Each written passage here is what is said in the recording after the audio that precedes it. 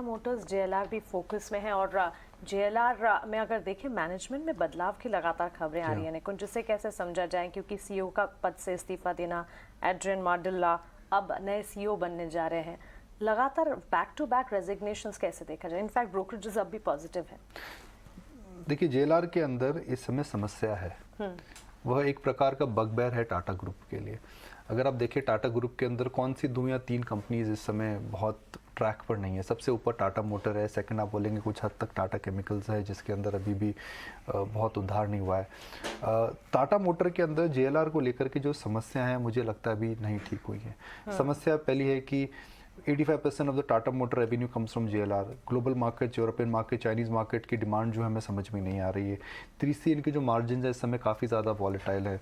चौथे, एक प्रकार का वहाँ पर एक प्रकार का इस समय जेएलआर में आप देखें तो एक जो फोकस था, फोकस इस समय मुझे लगता है थोड़ा सा मिसिंग है। हालांकि इन्होंने डेट को ठीक करने का ट्राई करा है मगर कैश फ्लोज ठीक नहीं हो रहे हैं, तो जेएलआर को लेकर के इस समय समस्या बनी हुई है। और जब आप एक सीईओ, आप टाटा की दूसरी कंपनीज में अगर आप देखें ना तो उनके अंदर इनकी जो सीईओज हैं वो लंबे दौर के लिए आते हैं, मगर यह एक पहली कंपनी है जिनके अंदर हम देख रहे हैं 2 या 3 साल के अंदर सीईओ बदल जाए। टाटा मोटर में अगर आप टाटा स्टील में देखिए नरेंद्रन साहब कब से, इंडियन होटल में आप देखिए चटवाल साहब का एक्सटेंशन हुआ है। राजेश को आप देखिए, राजेश 5 साल के बाद राजेश को एक्सटेंड करा गया है।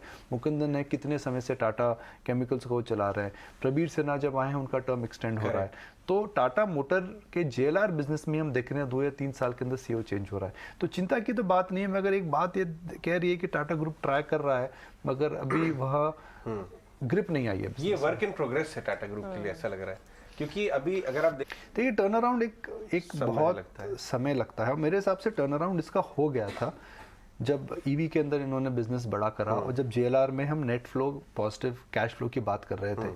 मगर इतना बड़ा बिजनेस है और ग्लोबली आप इतने बड़े डिपेंडेंट हैं, और यूके, यूरोप, वहाँ मुझे चाइना, वहाँ सप्लाई चेन, सेमीकंडक्टर, तो इतना बड़ा बिजनेस जब आप टर्न अराउंड ट्राई करते हैं तो उसके अंदर कहीं ना कहीं ग्लोबल सर्कमस्टांसेस, मैं भाग्य बोलूँगा या लक बोलूँगा, वो भी मैटर करता है। ठीक है, बिल्कुल। तो काफी हद तक एक चर्निंग हो रही है, ट्रायल एंड एरर सिचुएशन कह सकते हैं, लेकिन जेएलआर पर खास नजर रखनी होगी और कब यहाँ पर डिपेंडेंस बढ़ती हुई इंप्रूवमेंट आएगी इस पर नजर आएगी। Thanks Nikunj for the updates. तो क्लियरली पेटीएम और मार्केट्स पर अगर देखें, अंडरटोन मार्केट्स का बुलिश है और निकुंज का भी ऑन ए पॉजिटिव नोट यही कहना है कि 20,000 तक के लेवल्स जल्द ही नजर आएंगे। आइए आगे बढ़ते हैं, हमारे एक्सपर्ट्स के साथ उनकी स्ट्रैटेजी की तरफ वापस रुक करते हैं। कुश बोरा हमारे साथ। गुड मॉर्निंग कुश, आज के लिए ट्रेड स्ट्रैटेजी क्या बनाई जाए? वीकली एक्सपायरी है, क्या वॉलेटाइल सेशन एक्सपेक्ट किया जाना चाहिए? जी हाँ, वेरी गुड मॉर्निंग मानसी, आप सभी को और सारे दर्शकों को भी very good morning. Quite on the contrary, मुझे लग रहा है आज के लिए ट्रेडर्स, इन्वेस्टर्स को एम्ब्रेस करना चाहिए for a very range bound kind of market, जिस तरह से हम पिछले कुछ दिनों से देखते आ रहे हैं। शो के शुरुआत में अजय कह रहे थे that the markets are a little tired. अब कहीं ना कहीं देखिए डेटा में भी देखने मिल रहा है। 2 दिन पहले मैंने यही चीज डिस्कस की थी कि मार्केट्स में दोनों तरीके के संकेत हैं। पहला कॉशन का संकेत ये है कि डाइवर्जेंसेस, नेगेटिव डाइवर्जेंसेस देखने मिल रहे हैं इंडिसेस पे और कुछ हेवीवेट स्टॉक्स पर भी। एंड सेकेंडली, विक्स जो है बहुत ज्यादा लो है। यहां से अगर विक्स बाउंस होता है, हो सकता है मार्केट का जो इन्वर्स कोरिलेशन है वो प्ले आउट हो जाए। लेकिन साथ ही साथ एक और फैक्टर ऐड हुआ है विच इज गोल्ड प्राइसेस। आप देखिए पिछले 8 से 10 दिनों में गोल्ड प्राइसेस बहुत ज्यादा शूट अप हुए हैं। अब टिपिकली हम कमोडिटीज नहीं ट्रैक करते, लेकिन गोल्ड प्राइसेस का इतना शूट अप होना, वो भी एक फेस्टिव सीजन के बाद, कहीं ना कहीं इंडिकेट कर रहा है कि शायद this is a rush towards safety for reasons best known to the market. तो ये कुछ फैक्टर्स हैं जो कॉशन सजेस्ट कर रहे हैं। लेकिन एक बहुत बड़ा फैक्टर है विच इज अगर आप नंबर्स देखें, एफआईआई का चलिए जो बाइंग फिगर है ये रुक गया है, सेलिंग फिगर में कन्वर्ट हुआ for the last 2 days, but otherwise 100 level, 100 points जब निफ्टी ऊपर जा रहा है, उसी को बेस बना के वहां पे पुट्स में आप देखिए अच्छा खासा बेस बनते जा रहे हैं। यही हमने 18,200, 18,300 और अब 18,400 में भी देख रहे हैं। तो कहीं ना कहीं मार्केट्स बेस जो है ऑप्शंस डेटा के हिसाब से, एटलीस्ट जो फंड्स फ्लो है, हॉट मनी है, उसके हिसाब से आप देखिए तो हर 100 पॉइंट के लेवल को बेस बना के चल रहा है। ये मेरे लिए फिलहाल सबसे बड़ा पॉजिटिव है। आज भी अगर मैं देखूं तो 18,400 कॉल और पुट दोनों में ही अच्छा खासा बेस है, बट आज वीकली एक्सपायरी है। इसी को अगर मैं ले जाऊं अगले हफ्ते के लिए, तो जो मंथली एक्सपायरी होगी उसमें 18,000 और 18,300 की जो ओपन इंटरेस्ट है, ये फेयरली सिमिलर है। Of course 18,000 being a round figure थोड़ी ज्यादा है, बट 18,300 पे अब भी अच्छा खासा सपोर्ट बना हुआ है, पुट बेस बना हुआ है। तो मेरे लिए फिलहाल this will remain a market that is buy on dips, but with a fair degree of caution. आज के लिए 18,300 as a support, 18,500 as a resistance, हो सकता है 18,400 के आसपास ही एक्सपायरी हो जाए। बैंक निफ्टी में भी 42,500 जो है, इसके अगर आप प्रीमियम्स कंबाइन करें कॉल और पुट के, तो 300 पॉइंट की रेंज बनती है। आई थिंक यही रेंज है जो मार्केट आज रिस्पेक्ट करके चलेगा ऑन बैंक निफ्टी। बट यहाँ भी जो बायस है ये स्लाइटली पॉजिटिव रहेगा, बट इनिशियली होल्ड की राय दोनों पे। बैंक निफ्टी पे 42,200 का सपोर्ट, 42,800 का रेजिस्टेंस लेवल। ठीक है, तो आप थोड़ा सा कॉशियस हैं इस वक्त, लेकिन अंडरटोन आप बाय की ही रख रहे हैं। बैंक निफ्टी पर दोनों पर फिलहाल होल्ड की सलाह रहेगी यहाँ पर कुश की।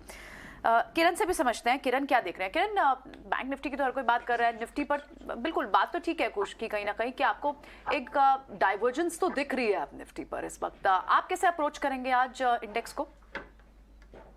सो जिस तरह से हमने आगे भी बताया कि ओवरऑल डाइवर्जेंस हमको मार्केट में दिख रही है, और कहीं ना कहीं स्टॉक स्पेसिफिक अप्रोच था जहां से इंडेक्स मैनेजमेंट हो रहा था। जैसे HDFC out of the blue moon हम देख रहे हैं कि 1400 से 1600 के आसपास ट्रेड कर रहा है कहीं ना कहीं, लेकिन उसके सामने आप देखोगे कि जो आउट परफॉर्मर ICICI बैंक है वो नहीं चल रहा है। तो कहीं ना कहीं विद इन द सेक्टर हम शिफ्ट देख रहे हैं कि एक स्टॉक चल रहा है, दूसरा स्टॉक्स नहीं चल रहा है। तो उसके चलते जो वोलेटिलिटी भी कम है, अब यहाँ से पॉसिबल है कि वोलेटिलिटी थोड़ा बाउंस कर ले, तो इसके चलते हमें देख रहे हैं कि थोड़ा कॉशियसनेस रखना चाहिए ड्यू टू एक्सपायरी। निफ्टी का अगर पीसीआर रेशियो देखेंगे तो 1 के नीचे ट्रेड कर रहा है। बैंक निफ्टी का पीसीआर एक रेशियो आप देखोगे तो 1.46 के आसपास में वीकली एक्सपायरी के पीसीआर बता रहा हूँ। सो निफ्टी का बेरिश जोन के अंदर ट्रेड कर रहा है, बैंक निफ्टी का अगर हम बात करें तो ओवरबॉट जोन के अंदर ट्रेड कर रहा है। सो दोनों इंडेक्सेस के ऊपर हमारा आज के लिए अगर आप बात करोगे वीकली एक्सपायरी के लिए, तो दोनों के ऊपर हमारा व्यू नेगेटिव है। सो बैंक निफ्टी के लिए तो हमारा कंडीशनल कॉल रहेगा कि 42,400 के नीचे अगर मार्केट जाता है तो हम सेल करके चलेंगे। 41,800 का हमारा टारगेट रहेगा,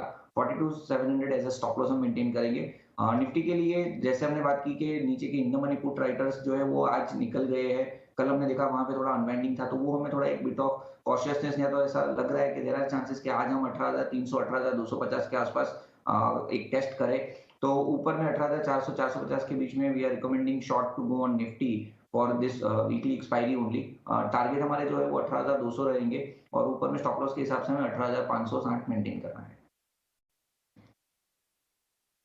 तो चलिए यहाँ पर किरण से उनकी स्ट्रैटेजी एक बार फिर हमने समझ ली है, लेकिन किरण आप अपनी कॉल्स भी बता दीजिए, ट्रेडिंग पिक्स क्या होंगी, खरीदारी की कॉल्स दे रहे हैं आज?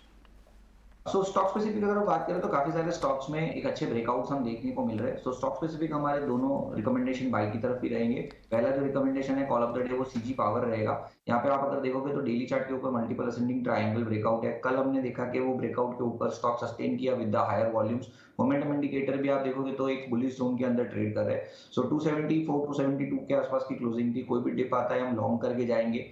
285 एज अ टारगेट हम मेंटेन करेंगे, और 264 एज अ स्टॉप लॉस हमें मेंटेन करना है। नेक्स्ट जो कॉल है वो भारतीय एयरटेल है। भारतीय एयरटेल में भी आप देखोगे सिमिलर पैटर्न है। स्टॉक काफी दिन से कंसोलिडेट हो रहा था 840 से नीचे में 820, और वहां से हमें ब्रेकआउट देखने को मिला। कल higher top higher bottom pattern के अंदर ट्रेड कर रहा है। यहाँ पे भी आप असेंडिंग ट्रायंगल पैटर्न ब्रेकआउट देख रहे हो विद द हायर वॉल्यूम्स। सो 840 835 के कोई भी डिप पे हम बाय करके चलेंगे। 870 हमारा टारगेट है, 1 से 2 दिन में आ सकता है, and 824 as a stop loss हम मेंटेन करेंगे। कॉल्स खरीदारी की किरण की तरफ से। Sumit, good morning. Undertone bullish, 18,500 की कॉल्स एक्टिव होती दिख रही है निफ्टी पर, मतलब सीधा यही है कि इसका रेंज जो है 18,200 से आगे खिसक गया है।